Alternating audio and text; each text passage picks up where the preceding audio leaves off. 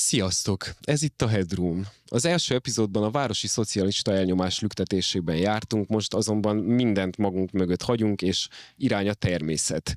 Egy Kolozsvár melletti erdő, ahol egy crew dolgozik. Épít, hangol, 18 hangfalból álló hangrendszert rak össze lépésről lépésre, de vajon mi készül az erdő mélyén?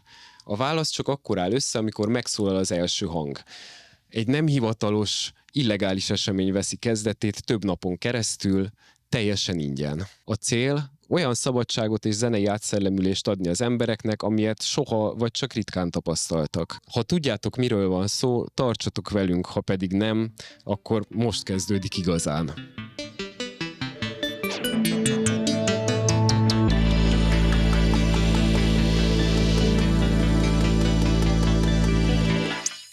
Részben ugye hidegháború vége, a digitális technika, mondjuk így az elektronikus zenében azért az úgy eléggé meghatározó volt. Az volt, hogy mondjuk egy szintetizátorral próbáltak egy ilyen lábdobszerű hangot csinálni, meg ilyen fehér zajból egy ilyen pergőszerű hangot, és akkor ilyen ez a valami ment. Valamikor a Lindrem megcsinálta azt a dobgépet, aminek így volt dedikált lábdobja, pergője, és akkor nyilván ez utána nagyon nagy ugrás volt.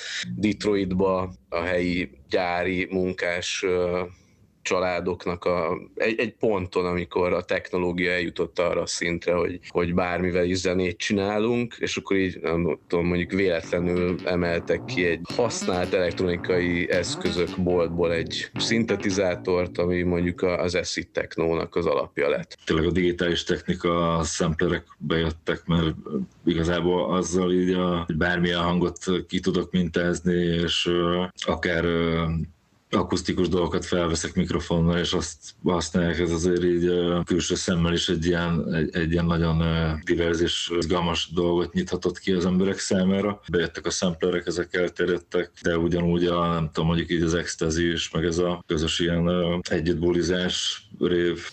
A 80-as évek végén Nagy-Britannia átalakul. Margaret Thatcher neoliberális gazdaságpolitikája bedarálja a brit gyáripart és a bányász közösségeket, a munkanélküliség megugrik, éjjel 2-kor a klubok ajtói bezárulnak. De a zene nem hallgat el. A fiatalok kivonulnak a városból, mezőkre, elhagyatott raktárakba. Itt születik meg valami új. Az acid house elektronika találkozik a jamaikai dabkultúrából átvett guruló hangrendszerekkel, a sound systemekkel, összeolvad a korabeli punk kommunák DIY szemléletével és esztétikájával, valamint a régi hippi utazók a New Age Travelers nomád életformájával. A 90-es évek elejé ilyen nagy révpartikat, ahogy úgy néznek ki Angliába, hogy ott is azért egy lekerített helyen, mondjuk belépővel, mint egy vidámparkba elmennél szórakozni, és hogy ez, mivel akkor ez tombolt, ez révkultúra, ezért hétről hétre kellett újat csinálni. A csúcspont a 92-es Castlemorton Common Festival volt, ahol több tízezer ember bulizott napokig a hatóságok szeme láttára. Mivel a bulvármédia hatalmas hisztit csinált ebből, a brit kormány morális pánikba esett, és ennek eredménye a hírhedt 94-es Criminal Justice and Public Order Act. Ez egy nagyon fura törvény, ami konkrétan zeneesztétikai alapon tiltotta meg a 20 főnél nagyobb engedély nélküli szabadtéri összejöveteleket, ha ott olyan zenét játszottak, amit teljesen vagy túlnyomó részt repetitív ütemek jellemeznek. A rendőrség bármilyen felszerelést azonnal lefoglalhatott, viszont ez a szigor se ölte meg a mozgalmat, csak elüldözte. A kollektívák teherautókra pakolták hangfalaikat, és Franciaországba utaztak, ezzel elindítva a free techno európai vonalát. Többek között a legendás Spiral Tribe is így került Európába. Mondjuk a Spiral Tribe, akik azért ilyen punkosabbra vették a hozzáállást, talán az ő eseményeiken volt a legnagyobb szabadság minden szinten. Nincs megszabva az, hogy most milyen zenének kell lennie, nem ez a mainstream irány, hanem egy olyan tér, ahol lehet alkotni az embereknek, meg ha nem tetszik a zene, akkor átmész a másik helyszíne. A konvencionális kereteket így lebontva ők valamennyire ilyen forradalmian álltak ez a dologhoz. Kizárólag zenei szempontból tekintve tribalisztikus fajta techno az nagyjából a Spiral Tribe meg a DCP által tetszett meg nekem és még sok másnak is. De, hogy őszinte legyek, inkább a francia hatás nagyobb, mint az angol. Az elűzött kollektívákra Franciaországban a vidék elnéptelenedése miatt rengeteg üres tér, elhagyott katonai bázis és mező várt. Itt születtek meg a techniválok, a free techno fesztiválok, ahol már nem egy, hanem tucatnyi sound system pakolt össze egy monumentális, napokig tartó illegális zónát. A zene is bekeményedett, a klubos house helyett megjelent a 160-200 BPM-es sötét és agresszív hardtech és frenchcore, ami barikádként funkcionált a mainstream ellen. A francia állam először a kemény elnyomást választotta, majd 2001-ben a mariani módosítás nyomán kötelezővé tették a bulik előzetes bejelentését. Később az állam egy egész legális területet kijelöltett meg a techniváloknak, vitt oda vöröskeresztet és vizet, de cserébe kontrollálta a kereteit. A radikálisabbak, például a Heretic System viszont ezt az ideológiájuk teljes elárulásának látták, és maradtak az éjszakai rejtett, rohamrendőrökkel vívott macskaegérjátéknál. Tehát volt egyfajta révkultúra, és volt ennek egy ellen kultúrája, ami nyilván egy szűkebb réteget mozgatott meg, de mivel annyira átlapolódtak, meg egymásba folytak a dolgok, ezért nem hiszem, hogy az akkori lelkes fiatal közönség, vagy közösség mondjuk nem ment volna el egy nagyobb révre, és utána egy Spiral Tribe bulira, mert miért ne? Tehát, hogy ez szerintem így évekkel később jött, hogy így nagyon kiéleződtek a dolgok, hogy műfaji szinten is, meg mi a divat. És azért, ha megnézem, hogy hallgatom a korai lemezeit ennek a csapatnak, meg az elbeszéléseiket, leírásaikat, akkor ott is az jön elő, hogy ők így csinálták a maguk módján, amiből lett egy műfaj végül is, egy különálló mozgalom. A franciák, mint nagy művészlelkek, mint minden művészetben itt is ugyanaz történt. Amire a kezük ráteszik, az aranyá változik mindenfajta művészet. Az lényegtelen, hogy zene, vagy film, vagy festészet, a franciák azok kurva jó művészek, és ugyanezt csinálták technóba is. Tehát nekem inkább a francia hatás, ami a Spiral Tribe-ek, amit a Franciaországba jutottak, és a franciáknak az átértelmezése ennek a zenének nekem szerintem nagyobb hatással van, és ha körülnézek másokra is, nem csak rám. A reflektorfény többé nem a Star DJ-re irányul, hanem a hangfalak fizikai erejére, a közösen átélt transzra, és ez még csak a kezdet, mivel a techniválok és a free techno hulláma végig söpör Európán. Hollandiában és Belgiumban a hard techno már nem csupán underground jelenség, hanem a mainstream és a popkultúra részévé válik. Közben Amsterdamban és Leidenben a radikális baloldali squatter mozgalom a városhoz való jog nevében üres irodaházakat foglal el, szociális központokat nyitnak, free partikat szerveznek, és a hangrendszerek pedig a kapitalizmus ellenes politikai kampányok hangját erősítik fel. Németországban leomlik a berlini fal, és a techno az újraegyesülés nonverbális himnuszává válik. A berlini szcéna villámgyorsan professzionalizálódik, a városvezetés pedig hamar felismeri, a techno nem csak kultúra, hanem turisztikai és gazdasági motor is. 94-ben Csehországban újabb fordulat következik be. A Spiral Tribe és a Mutual Waste Company megérkezik Hostomice mellé, és szinte azonnal a posztkommunista szabadság szimbólumává válnak a fiatalok szemében. Egy mozgalom, amely már régen túlnőtt önmagán. Megszületnek a helyi törzsek, köztük a Circus Alien, akik tökére fejlesztik a DIY mérnöki munkát, és lakhatóvá alakított teherautókkal, saját építésű hangfalakkal járják a mezőket. A vándorló csettek fesztiválok évről évre hatalmasabbra nőnek, és környezetvédő anarchista csoportokkal fonódnak egybe, viszont 2005-ben minden megtorpan, amikor Minec mellett a rohamrendőrség vízágyúval és könygázzal brutálisan veri szét a cseteket. Az esemény mély demokratikus traumát hagy maga után a cseh társadalomban. 30 év története egyetlen dolgot bizonyít, hogy a Free Party nem egy múló divat, hanem egy rendkívül reziliens, transznacionális hálózat.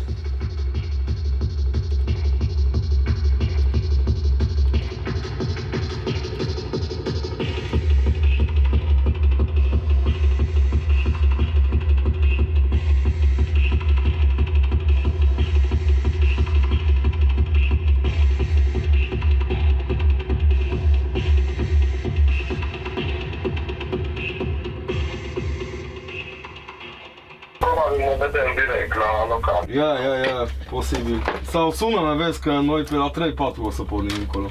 Și mai avem treburi, așa că nu știu, sună. Așa arată vremea, că o să fie tot weekendul ploi. Și deși la e hardcore intrarea, dar mâine mai plouă un pic și după aia o să fie vreme faină acolo tot weekendul. La unde mai exact? La Cruce! La Cruce, unde am fost anul trecut. Da, acolo. Da. Am vorbit asta ieri. Ah, ok.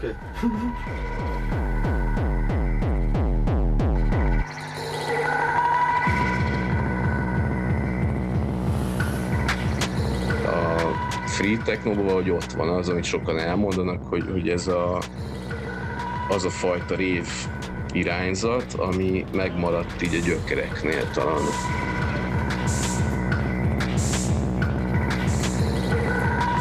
Ennek a kultúrának ez az erős üzenete, és ez a fortépontja még mai napig is, hogy do it yourself. Tehát van, aki csak fikázza azt, hogy mennyire szar, ami van, és akkor ott úgy kimerülnek a dolgok. Tehát szerintem sokkal jobb dolog akkor megcsinálni a saját magad verzióját arra, hogy szerinted úgy mi a jó, és akkor ez már is egy ilyen lehetőséget ad annak, hogy zenéje úgy legyen beállítva a hang, ahogy szeretnéd, vagy sokkal több ilyen kontrollt enged egy idő után, hogyha magad csinálod ezt az egészet.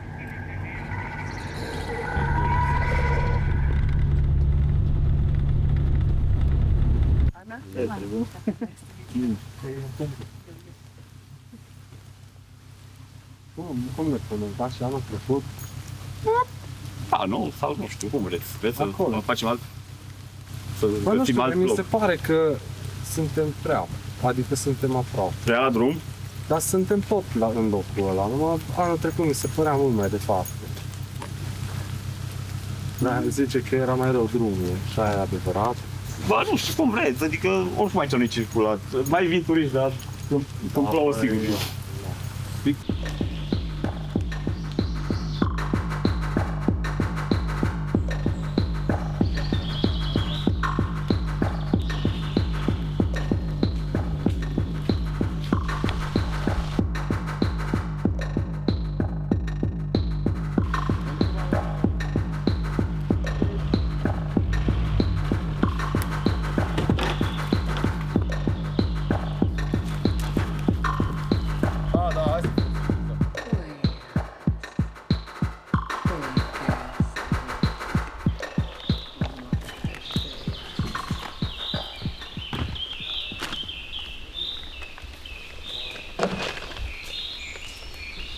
Hallgattam én is normális zenét, ilyen emberek által énekelt zenét. Minden normális ember. Próbáltam hallgatni, csak nem nagyon tetszett. Az első élményem az 7-es koromban volt, mikor szüleimnek azt hazudtam, hogy osztálybuli lesz, sikerült lesurrannom egy kézdivásárhelyi pincébe. Egy kocsma alatt volt egy pince, ahol egy ketrecbe szoktak DJ-k zenélni. És az illető az osztrák volt, és ha jól emlékszem, Moenotronicnak hívták. Lemezekről zenélt. Părinții mei erau așa mai grunge, indie, cu toate că ei se numeau rockeri. Fratele meu asculta black metal, ceea ce era total diferit și mi-a plăcut și mie, bineînțeles. Cineva mi-a arătat, schimbam piese gen și mi-a arătat niște piese de techno. Îmi amintesc chiar de prima piesă, era o piesă de Narcotec. Am crescut cu Viva în anii 90. Tatăl meu cânta, avea trupă, cumva s-a și moștenit chestia asta, pasiunea pentru muzică. Ilyen szoftvereken írogattam magamnak otthon zenéket, aztán rájöttem egy idő után, hogy mindig ilyen 4/4-es, meg ilyen tört, tehát hogy mint a drum bass lenne, de hogy ilyen hardcore kickekkel, és akkor valaki mondta nekem egyszer csak, hogy ez teljesen ilyen free techno hangzás. În Timișoara exista un club culture destul de dezvoltat. Era un loc numit Escape Underground Hub, unde acolo practic se strângea toată lumea, erau diferite evenimente de muzică electronică, prin care și techno. Și cam ăla a fost primul contact undeva, nu știu, aveam vreo 15 ani, ceva de genul. Metal-zenéket hallgattam, az is elég meghatározó volt, hogy minden vasárnap fent maradtam éjszaka, megnézzem a Headbangers Bolt az MTV-n. Előtte volt például a talán Alternative Nation, és akkor azt vettem észre, hogy így egyre nagyobb az átfedés, tehát mit tudom, mondjuk így a Ministryt nagyon szerettem, ami előbukkant itt is, ott is. Ja, valahogy így kezdtem átmászni így az elektronikus zenék felé. Eram mic, acum 16-17 ani și mă jucam, eram gamer și exista o aplicație atunci numită X-Fire. Și pe X-Fire era un chat și un hub pentru gameri. Și atunci mi-a trimis cineva, un olandez, mi-a trimis o piesă de hardcore. Wow, ce-i noise-ul ăsta, nu înțeleg, eu ascult doar dubstep. Și trebuie să vezi, să înțelegi care-i faza, să nu știu ce. M-a trecut un pic de timp și după aceea am început să ascult și eu de la mine. Sincer, eu nu prea am avut experiențe cu muzica electronică decât destul de târziu, fiindcă am început în punk. Nu știu, undeva unde aveam 16-17 ani, a fost o perioadă bună pentru scena asta în Cluj. Erau concerte, erau tot fel de activități și vinea lumea. După mi s-a părut că a fost un pic de declin, dar nu asta m-a făcut să trec la techno, ci efectiv, nu știu, mi s-a părut o evoluție naturală. Egyszer lenyűgözött a ritualisztikus feelingje az egésznek, de igazából az, hogy az osztálytársaim meg az évfolyam társaim, akiket már szüleik kiengedtek akkoriban, de engem még nem, mennyire ritualisztikusan egyszerre tudtak mozogni, és akkor ez annyi volt. Ott valami kattanás történt. A szerencsém az volt, hogy ennek a bizonyos helynek a rezidens DJ-je, szomszéd, én a földszinten laktam, és ő a negyediken szomszédom volt, és akkor onnantól elkezdtem stresszelni, hogy ez milyen zene, hogy ezt hol kapok ilyet, hogy akkoriban progressive house, drum and bass, tribal house, techno, breakbeat, jó. Ezt érzem a legszabadabbnak, zeneileg is, meg mindenhogy technikailag. Tehát zeneileg mondjuk így ezért húzott be ez a fajta cultură. Chiar am căutat să-mi găsesc identitatea în fiecare gen de muzică, fiecare subgen de muzică, ca după aia să realizez că nu e neapărat despre etichete, în mod special, e doar free techno și atât și esența e aceeași, indiferent ce fel de stil de muzică vrei tu să-l pui.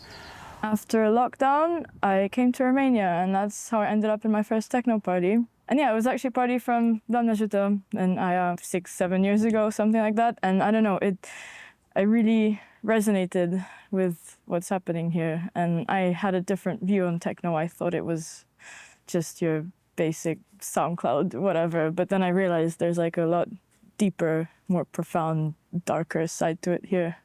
Primul party ever de free techno, nu neapărat free techno, că era într-un club.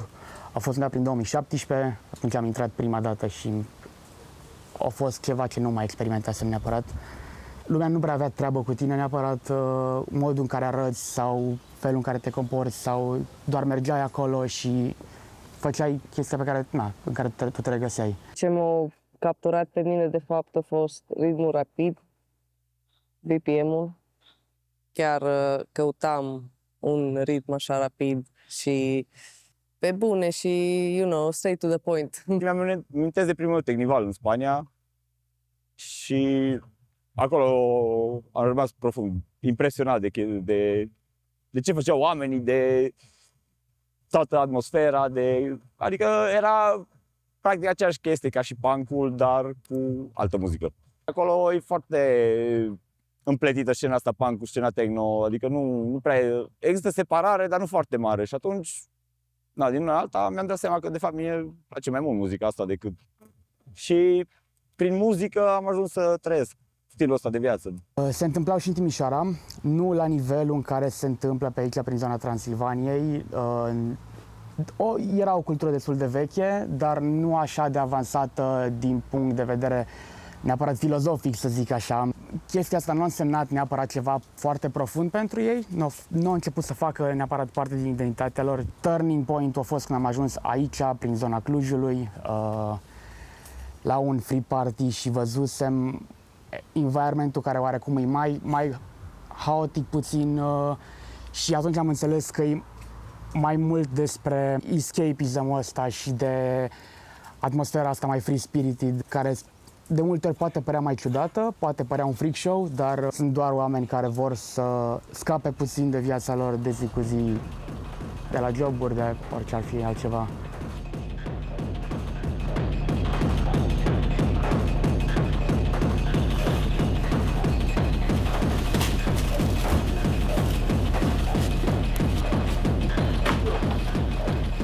Irimiás és a Petrina jöttek,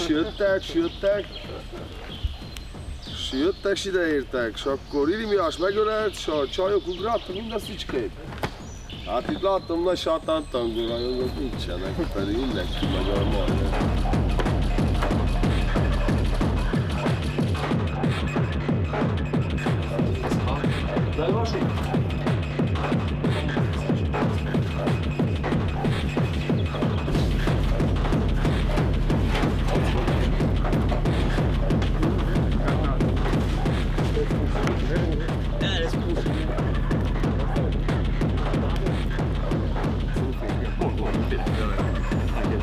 Ăsta în sus, adică așa, stai să schimbăm.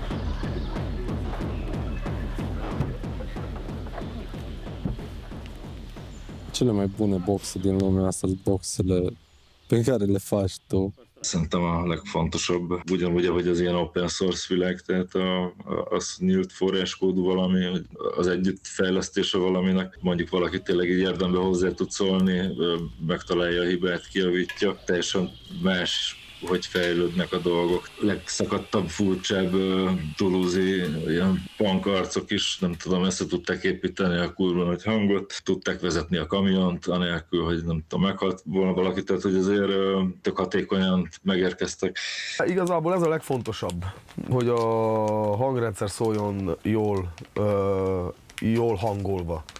Fine-tuning. Az is fontos, hogy épségbe jussanak át. Ha nincsenek jól összezárva és összeszorítva, nem csak, hogy nem biztonságos az emberekre tekintve, de nem is szólnak jól. Mert ezek ugye cluster hangfalak, ugyanúgy a szubok, mint a kickek is. Tehát minél jobban össze kell legyenek zárva, hogy középen jöjjön ki a nyomás, a pressure. Păi avem partea de suburi, ultra hog,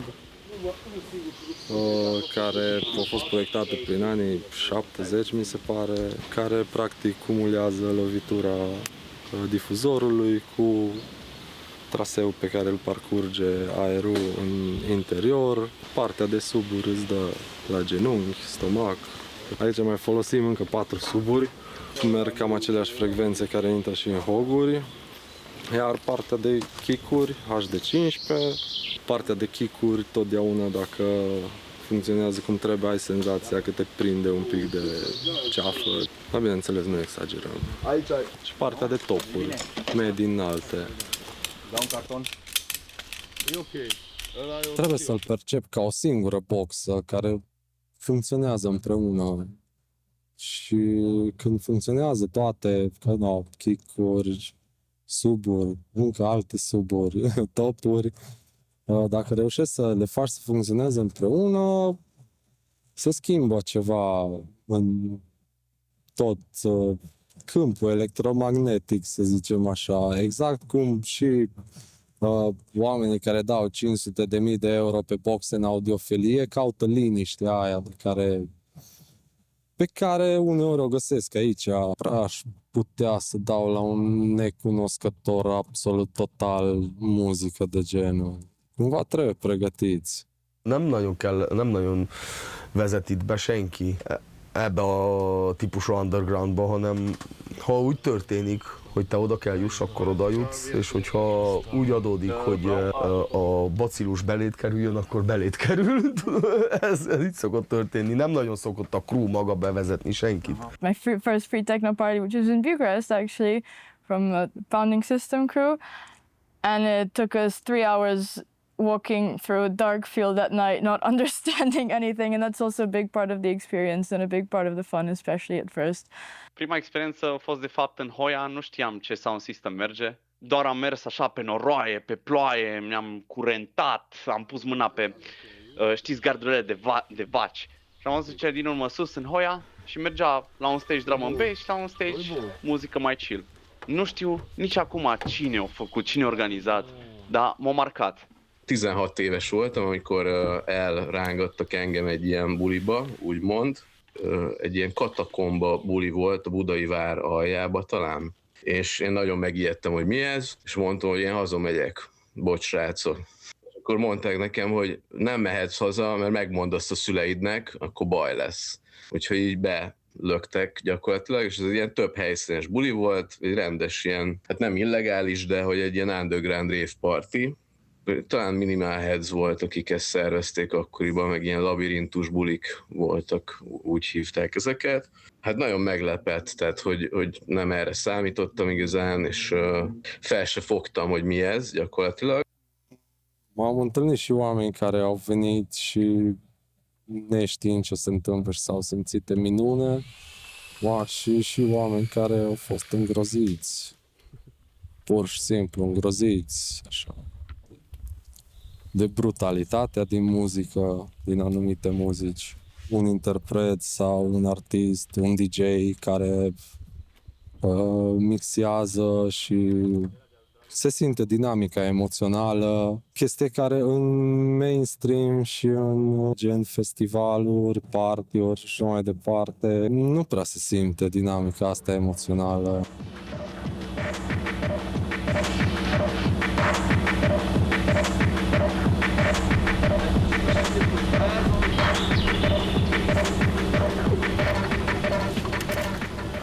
Az van Kolozsváron, hogy egy elég multikulti város, sőt, lehet, hogy a legmultikultibb így az egész román nagyváros közül, ahova az ország minden részéről gyűlnek össze egyetemisták. És akkor valahogy onnan ugye sokan ott is maradnak, kialakul egy ilyen nagyobb fokú elfogadás minden iránt.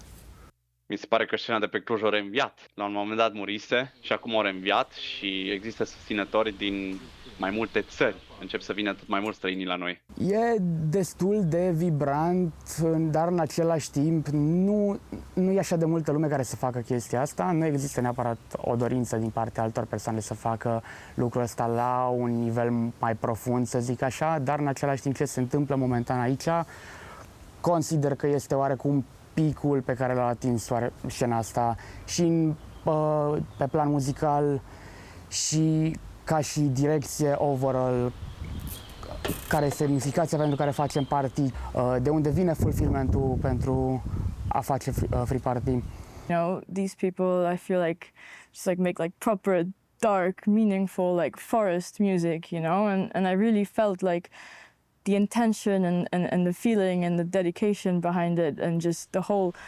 environment that it's in, you know, plays a big part in how you experience it. Ezek az erdők baromi szépek, és ilyen az akusztikától elkezdve így az egész teljesen más dolgot ad hozzá még úgy az extra szabadsághoz, tehát hogy a világ úgy nem bezárva van, mint hogy bemész egy dobozba, és akkor oké, most ebbe a gyárépületbe itt azt csinálunk, amit akarunk, viszont így kilépsz az épületből, akkor így meg is bilincselhetnek akármi.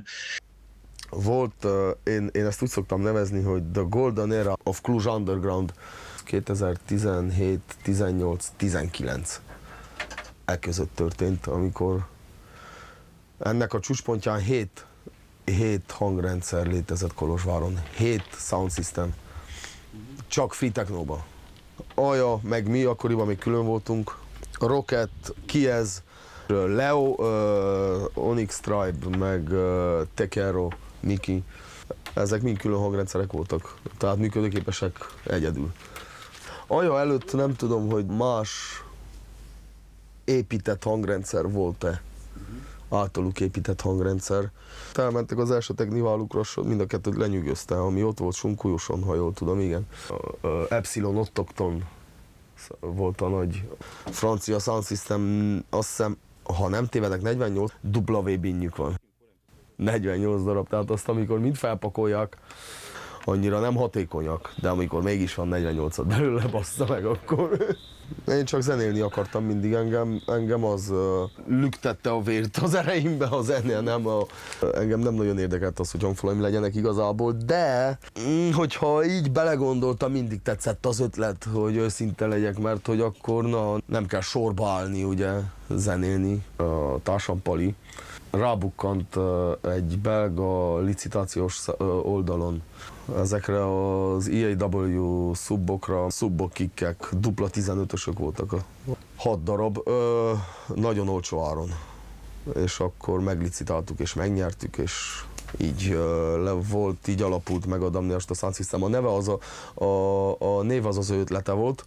Körbenéztünk, hogy hát itt vajon kivel tudunk-e együtt dolgozni ezek a sok kolozsvári sound system közül, csak az ajásokkal értekeztünk a legjobban. És akkor végül úgy döntöttünk, hogy ennek így nagy értelme, ennek a setupnak, ennek a rignek nem tudjuk becsúsztatni sehogy se az ajás rig mellé. Akkor úgy döntöttünk, hogy eladjuk őket, és csinálunk mi is ugyanúgy, mint ők, hogokat, meg HD15-ök.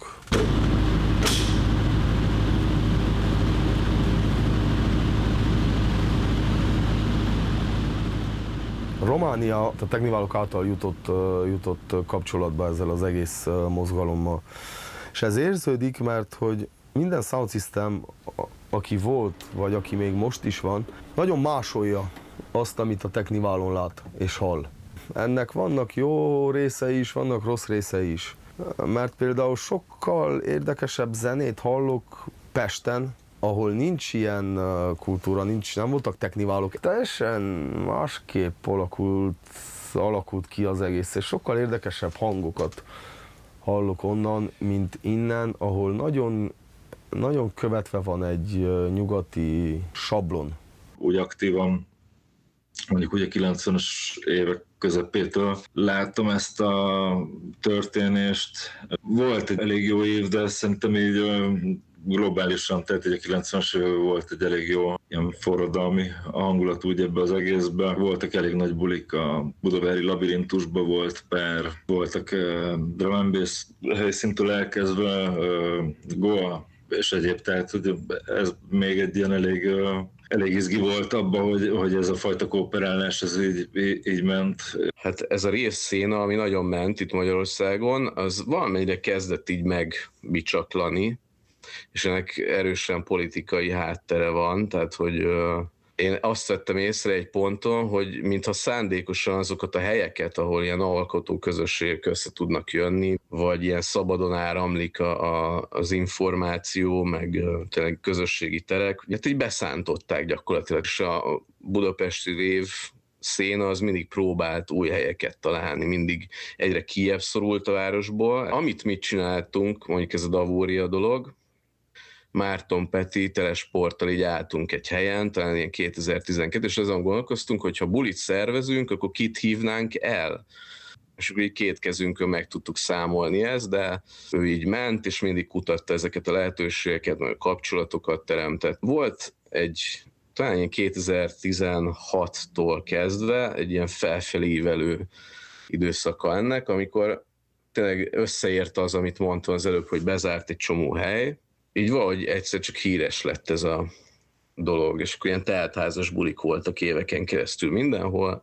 Egy ilyen, nem tudom, 11-2 éve létezik ez a dolog, rengeteg bulink volt azóta, kezdetben a 10 ember látogatóhoz képest azért egy elég ismert valami lett mondjuk így a Pest ilyen underground szcénában. Francesco, olasz címvink akkor még Budapesten volt, van egy fesztivál, azon vagy Colorado, de így hívtak jó párszor minket, kívülről pár ember így kritizálta, hogy elmentünk erre a fesztiválra, hogy akkor most így ez már így a kurvulás jele, nem gondolom. Mondtam, hogy így, tehát én már nem akarom ezt megszervezni, de hogyha van kedve, akkor intézze, és akkor neki volt ez a fantasztikus ötlete, hogy meghívja a srácokat, és gyakorlatilag ő indította el ezt a dolgot. Aztán utána beköszöntem, amikor pont Erdélybe jártam, volt ez a No ID-s bulitok, ott találkoztam először a Levivel, de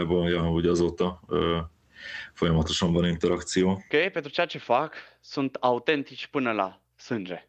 Și asta îi face speciali. Mindannyiunkat érdekel az elektronikus zene sötét oldala. Sötét és törzsi oldala. Az emberek vagy tőletek, vagy tőlünk látogatják az eseményeket, teljes mértékben látom a kompatibilitást minden szinten, tehát olyan, mint hogyha rokonokat látogatnánk. Primul contact cu Davoria a fost fix în Timișoara, fix în clubul despre care vorbeam și a fost ceva total diferit și pentru oamenii care erau acolo și scena de acolo nu era oarecum obișnuită cu ce aveau ei să ofere. Foarte diferit, foarte neortodox ca și approach-ul pe care l-aveau. Mi-a plăcut foarte mult atunci când am ajuns în Budapesta prima dată cu Doamne Ajută și acolo am văzut cum se manifestă un party la ei. În primul rând, amploarea la care se manifestă la un nivel calitativ, pentru că erau foarte, foarte mulți oameni care efectiv aveau habar ce se întâmplă acolo. Era oarecum total diferit și modul în care approach ei muzica și felul în care își fac live seturile într-un mod mai continuu și mai hipnotic. E ceva foarte special când ești acolo și experimentezi ce se întâmplă acolo în Budapesta, în special când ești înconjurat de vreo 300-400 de oameni care toți sunt pe aceeași lungime de undă. A fost oarecum și un wake-up call, pentru că aici devenisem toți oarecum foarte mult filozofam și ei având approach-ul lor și motto-ul lor pe care l-au de less bullshit, more free techno, adică ei nu foarte mult vorbesc despre chestia asta, ci doar o fac. Voltunk zenélni az egyik 4K-s bulin, és Tudorral elnéztük, hogy ide milyen szépen beférne. Ők akkoriban még bérelték a hangrendszert, nem volt hangrendszerük, és mondtuk, hogy hát akkor basszus, hát inkább elhozzuk a miénket a következőre. És akkor aztán ők időközben is rendbe tették, már volt nekik hangrendszerük, csak nem volt rendbe téve. Amikor mi csináltunk itt free partit kint, akkor eljöttek ők az övéikkel, hogy játszanak el velük a hangfalaikkal, tudod, és akkor egy ilyen közös, nektek van ez, nekünk van ez, gyertek, dobjuk össze, hadd lám, mi lesz belőle. Bine, hai că dăm drumul ăsta și vedem. Bine, stai pe un disc.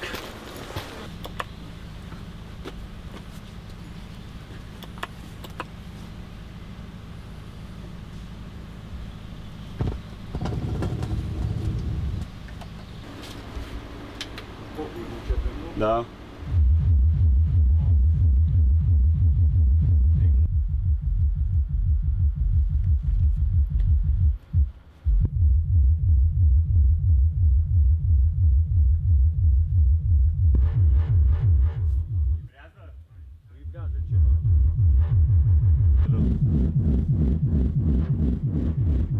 Dă-le jos de tot.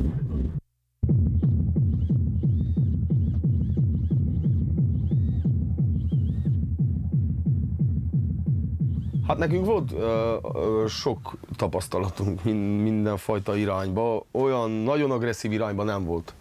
És szerintem Romániában senkinek nem volt, aki free partit szervez, hogy el legyen kobozva valami, vagy holott ezzel fenyegetve voltunk.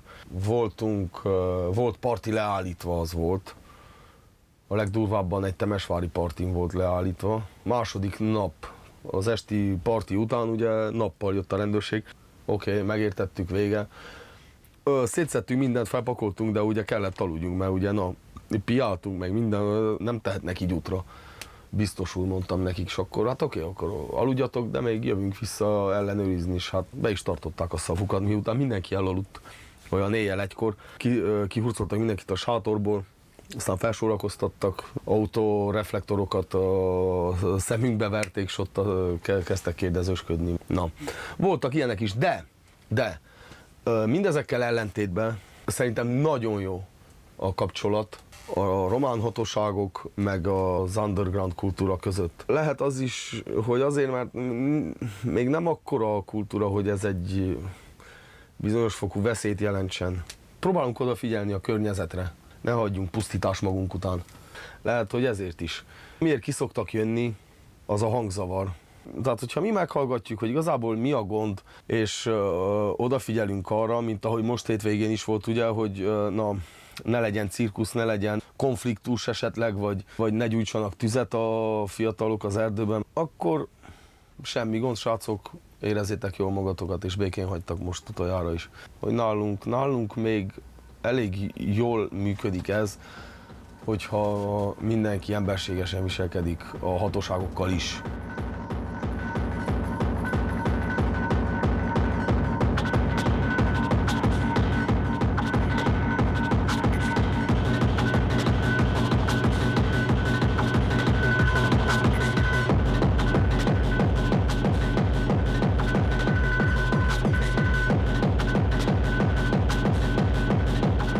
Szeretném azt hinni, hogy ahhoz, hogy jól érezzük magunkat, nem kell gazdagok legyünk. Érted? Kimehetünk az erdőre, és jól érezhetjük magunkat egy hétvégén keresztül, anélkül, hogy 10 000 lejes fizetésem legyen, vagy ilyenek, hogy engedhessem meg magamnak egy klubba a beugrót, meg a piát. Tehát nem egy gazdagoknak létrehozott luxus kell legyen a partizás. Akik ebbe hisznek és ezáltal lázadnak, azok jönnek el egy ilyen eseményre. Én ebbe szeretek hinni. Most hiába írjuk másként körül az egészet, de igazából ez azt jelenti, hogy szegény embereknek parti. És ugye mivel sok a diák, és a diák az nem gazdag ember, ugye,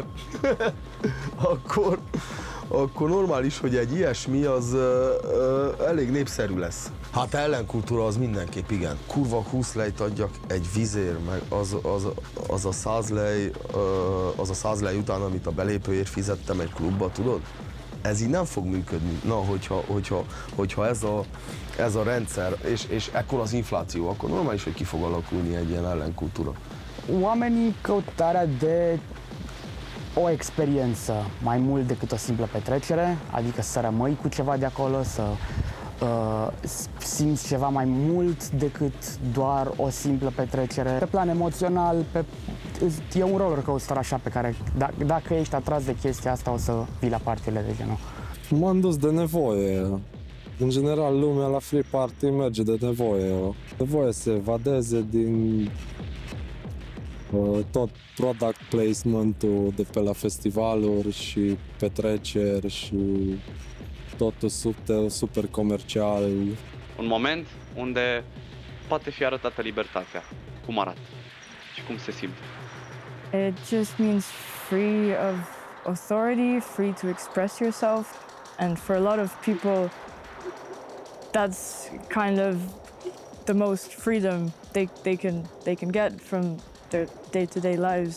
It's all sorts of people from, you know, really young kids to like 60, 70-year-old people. It's such a mixed bag. Like you never know what you're gonna get. You can get a guy in a suit or a guy in pajamas. It's a free-for-all, you know, and there's no judgment.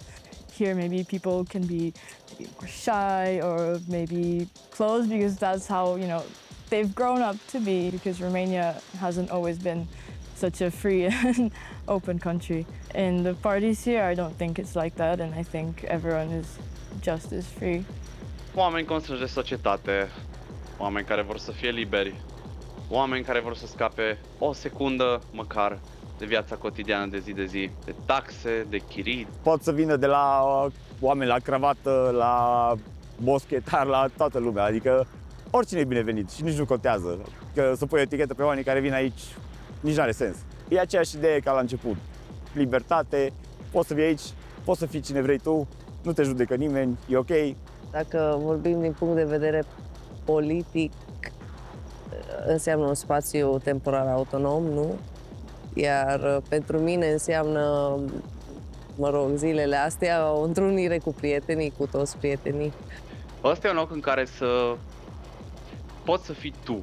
E o simulare de a putea să fii tu, dar e un feeling care ar trebui să-l duci în viața de zi cu zi în continuare. E cel mai pur manifest împotriva a tot ce înseamnă sistemul.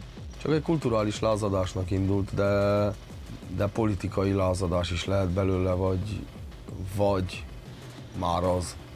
Mert az igazság az, hogy akár mikor nem tetszik valami a rendszerben, mindig ide vezet vissza. Jaj, hogy ki tudnám fejezni ezáltal se ebbe a zenébe.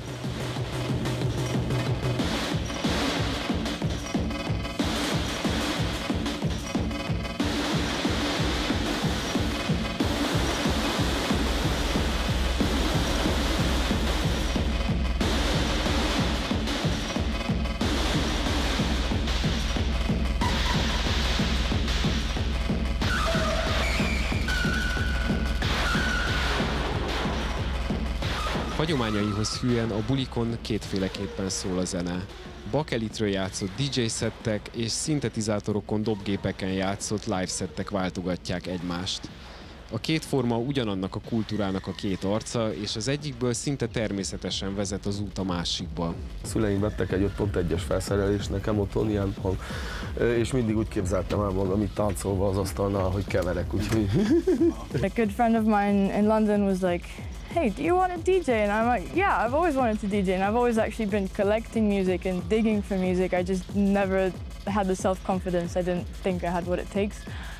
But yeah, then he just gave me his turntables, all his records, and he said, you know, just do it. And it took a while, but yeah, I did it. And the reason I play vinyl is not because, you know, oh, vinyl is so cool, whatever, but a lot of the techno that I like and I want to share with people is just really old school and like primitive techno that you wouldn't otherwise find digitally.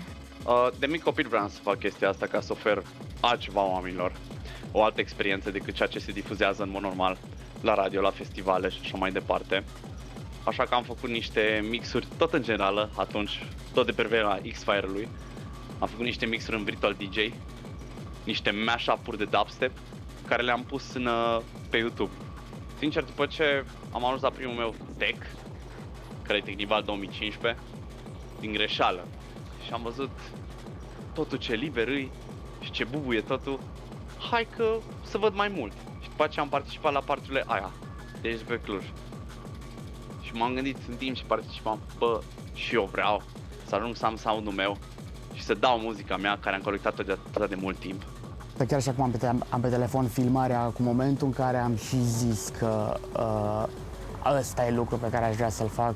Observasem mai multe chestii legate de modul în care se manifestă un crowd în prezența muzicii electronice și în special dance floor-ul, cum se întâmplă și oarecum puterea pe care ar avea o DJ-ul să dicteze cum se întâmplă chestiile astea pe dance floor.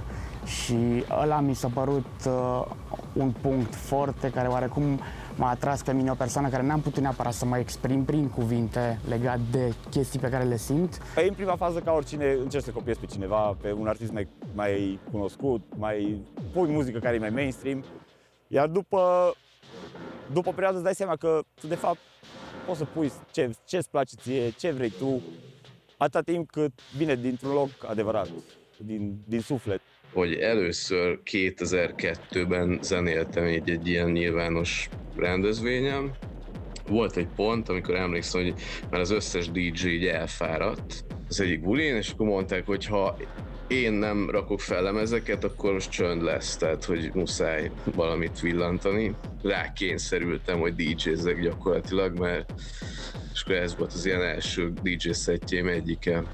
Mikor állt be a bacillus, azt már nem tudom. Szerintem ez egy természetes útvonal, amit követ minden DJ, mert egy adott pillanatban már nincs, amit, főleg, hogy Romániában élünk, nagyon nehéz hozzájutni minél elvontabb és minél több zenéhez, abból a műfajból, ami neked tetszik. Milyen lemezek által tudod kifejezni magad, mert minden DJ azt játszik, ami neki is mond valamit. Na, de hát az egyre szűkebb, minél jobban mélyülsz lentebb, az egyre szűkebb, és akkor egy idő után rájössz, hogy hát igazából már nem is létezik olyan, amit te ki akarsz ordibálni, és akkor hát csak, hogyha én írom meg.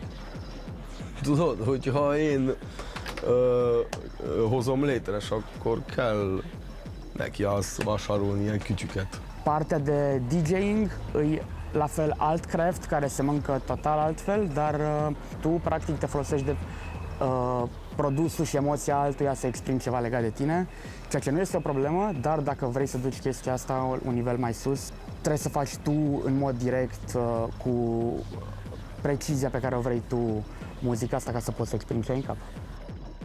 Mie mi se pare că există o singură regulă care le include pe toate. Bunul simț.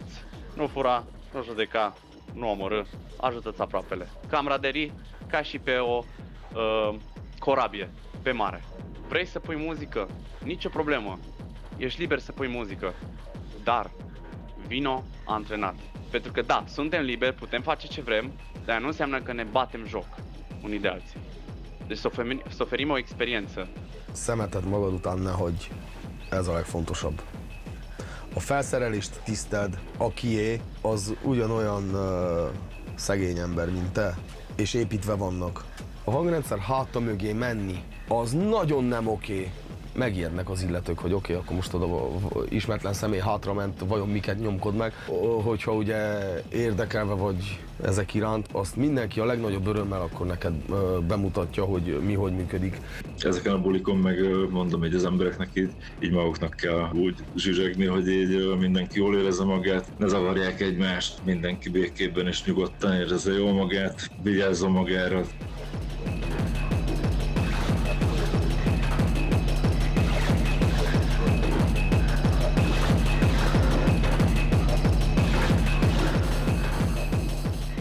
Am văzut și partea asta mai western, de ce înseamnă free techno. E un total alt nivel, e ceva mult mai normalizat, ceva ce se întâmplă constant la o calitate foarte, foarte ridicată, ceea ce oarecum e o chestie foarte bună când vizitezi și ești acolo, e ceva ce rămâne cu tine, dar în același timp pentru oamenii care locuiesc acolo ajung într-un punct în care e doar un alt party. Toate partiurile sunt bune, se întâmplă în fiecare weekend 11.000 de chestii care sunt foarte mișto, dar devine o rutină. Chiar și chestiile super calitative devin o rutină.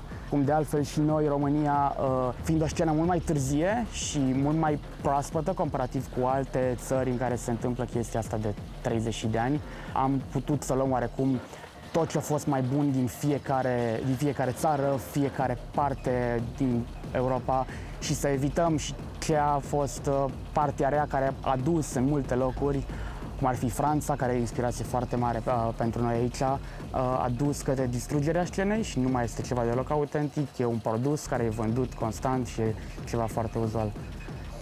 Acum, față de UK, e o comparație destul de mare, să zic așa, pentru că în UK se pune trance, se pune mult drum and bass, ori la noi nu prea se întâmplă chestia asta. Pe UK mi se pare un pic mai liberă treaba, pentru că de acolo a început. Dar în rest, față de vest, muzica este mai underground, mai definită, mai din suflet, mai lucrată. Ei, din punct de vedere legal, e mult mai ușor în România și mai ușor, mai libertin, așa să zic. În Spania e puțin mai greu, doar fiind scena mult mai mare, este mult mai mult suport din partea scenei. Ok, faci un party, primești amenzi, ți se confiscă echipamentul, dar este așa o scenă așa de mare încât primești suport.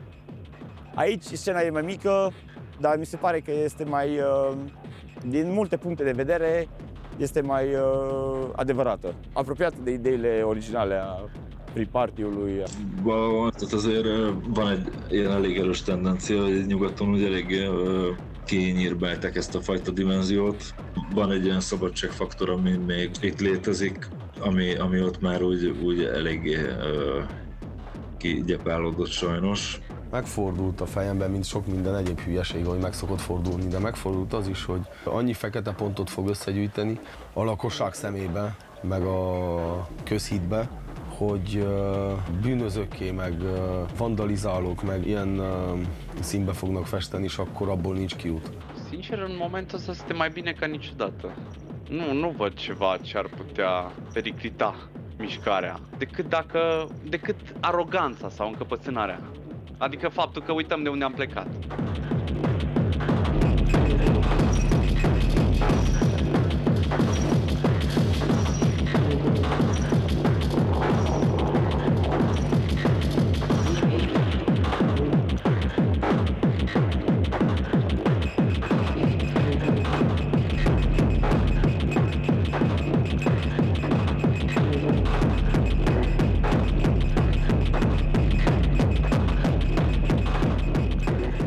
În 20-30 de ani, neapărat dacă ar mai exista la nivelul la care se întâmplă acum, orice fel de scenă din toată muzica electronică a avut perioada ei de dezvoltare, care a fost cea mai înfundată în underground perioadă și cu timpul, cu cât mai mult a fost căutat, a devenit un produs. Este și foarte tentant și se și întâmplă în ziua de astăzi. Techno a ajuns să fie un produs, nu mai este neapărat ceva de care lumea să fie atașat într-un mod foarte personal. Chestia asta doar se întâmplă într-un mod din ce în ce mai proeminent în ce înseamnă free techno în ziua de astăzi, ceea ce nu mi oferă foarte multă speranță ca să mă gândesc la viitorul de peste 20-30 de ani, cum o să perceapă lumea, dar un lucru bun sunt faptul că este documentată în continuare, o să fie oarecum o istorie care o să poată fi văzută și poate o să influențeze alte noi perspective, să se întâmple alte chestii. Gondolkoztam már azon, hogy jutok el mondjuk 60 évesen bulikra, de amúgy vannak élő példák, olyan életet kell talán élni. Hát én például örülnék annak, hogyha ez így a gyökerein mentén, hogy kialakult, vagy fennmaradnak. Nem tudom, talán bennem még ott van az elképzelés, hogy ahhoz, hogy ez életképes maradjon, próbálják valahogy megtartani a gyökereket, emberek összedobják, amiük van, és akkor kimennek a rétre zenélni, ez kurva jó.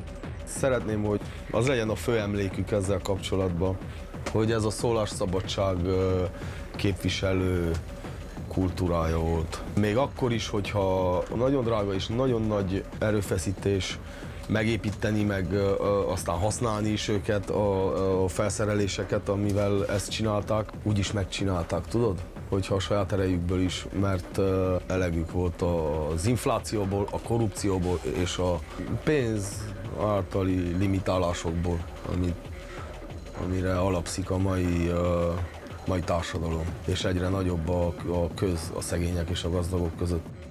Nu neapărat că am o poveste anume foarte sufletească, dar dacă e să mergem pe ideea asta, nu știu, mie muzica asta, scena, nu neapărat scena în sine, ci muzica asta și ce reprezintă pentru mine mi-a salvat viața.